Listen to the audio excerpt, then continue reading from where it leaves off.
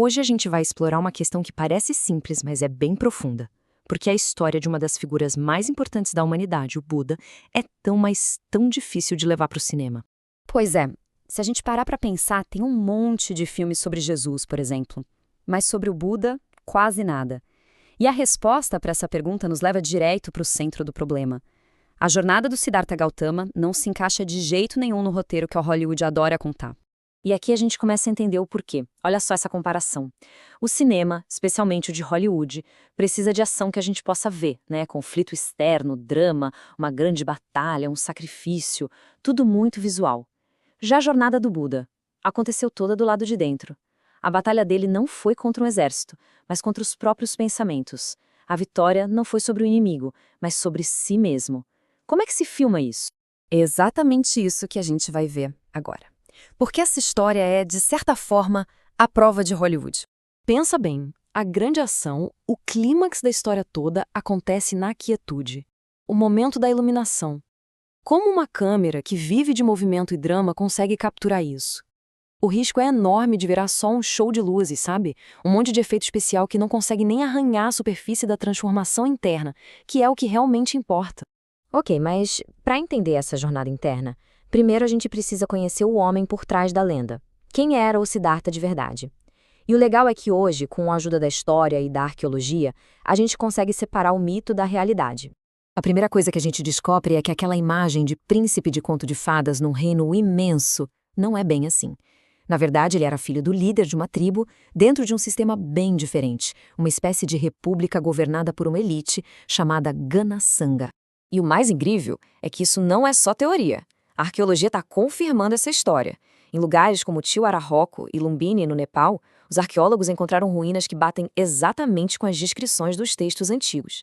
A cidade fortificada, os portões, tudo isso mostra que Kapilavastu era um lugar real, sofisticado. É a história ganhando corpo, saindo do mito e pisando no chão. Então, a gente tem esse jovem nascido numa vida de luxo, totalmente protegido, ele se casa, tudo parece perfeito.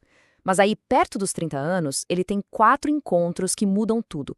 Ele vê pela primeira vez um idoso, um doente, um corpo sem vida e um monge asceta. E pronto, a bolha estourou.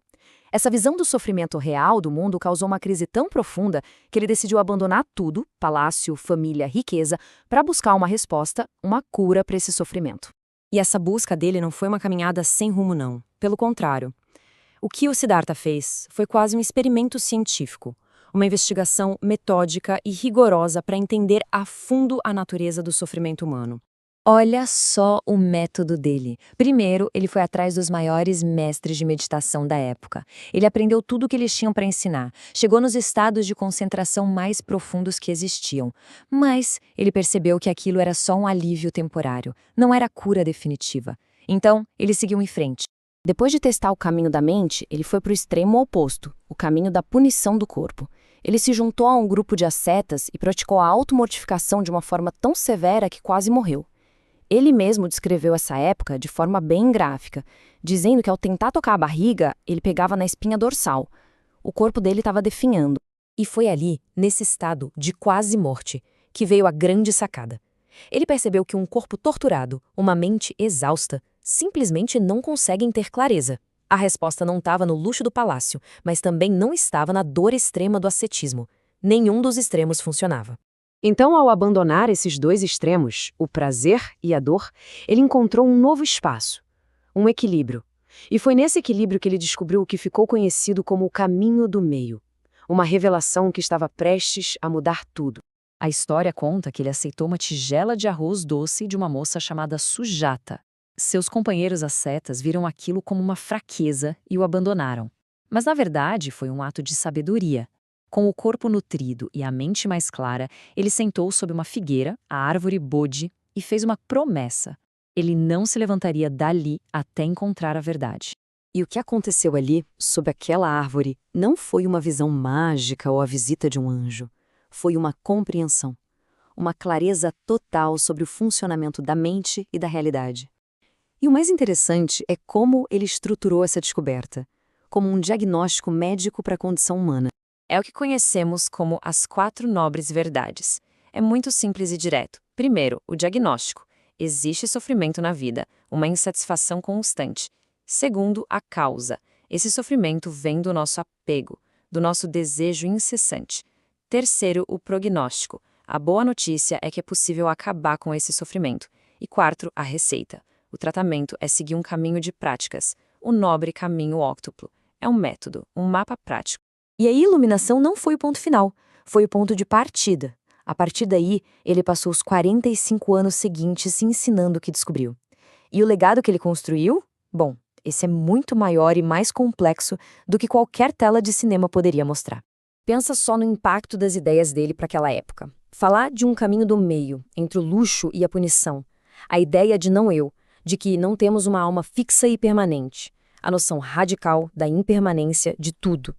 E talvez o mais revolucionário. Ele ensinava a todos, de qualquer casta, de qualquer origem.